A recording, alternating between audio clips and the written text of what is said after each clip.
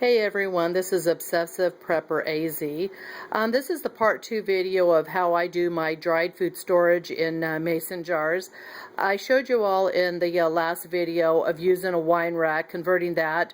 That's where I've got most of my vegetables stored in the mason jars. I do store at any given time probably close to a couple hundred jars in just different kinds of quarts, small jars. But then one thing I do store a lot of is the lids. I have a lot of the regular and wide mouth lids.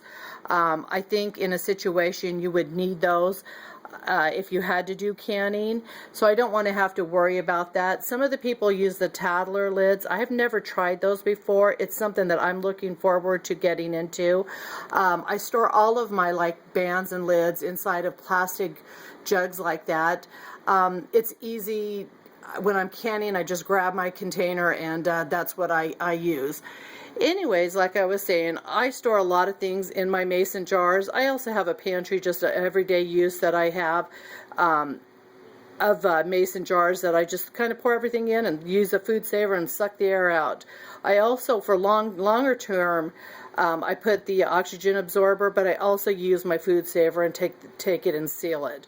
So several different kinds of macaronis that I've got.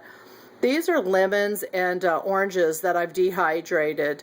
I throw them in a glass of water or iced tea. The lemons are great for if you're cooking fish. You can put your fish on top of it or below it and cook on top of the lemons, and it adds such a great taste to your fish.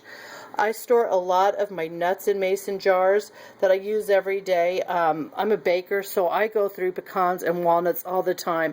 And, everybody, says to throw things in freezers, and they do last a lot longer. I do not want to have to worry about what to do if my refrigeration goes out. I know that walnuts and pecans aren't going to go bad that quickly, but it's just easier for me to put them in mason jars and control it that way. I've got things like, this is my minced garlic, onion soup mix, vegetable soup, cherries. This is raisins. I use oxygen absorbers all the time, like I said, so those are stored in my mason jar. I've got things like my dehydrated peaches I've done, apricots, blueberries. I've got bananas, pineapple, and those are pineapple slices that I've dehydrated, and sweet potatoes. The difference between these two pineapples, this is something that I buy a lot of dried fruits, and I normally use them like this. This is something that I would have bought at Sprouts. I didn't dehydrate those, but that's my dehydrated pineapple, and you can tell that that's also my dehydrated pineapple. I also store in mason jars all my chocolates for baking. I think that it's a great idea. Instead of in the bags, they store so much better, and you keep the oxygen out of all of it. I've got several trail mixes. We're kind of a trail mix kind of family. And then apples, cinnamon apples, white baking chips, your holiday, butterscotch, toffee, and more chocolate chips. Can't imagine going through doomsday without some kind of candies and chocolate chips. In my half-gallon containers, I've got more noodles, rice, hard candies, and then some more different kinds of they like the Hershey's Kisses and stuff.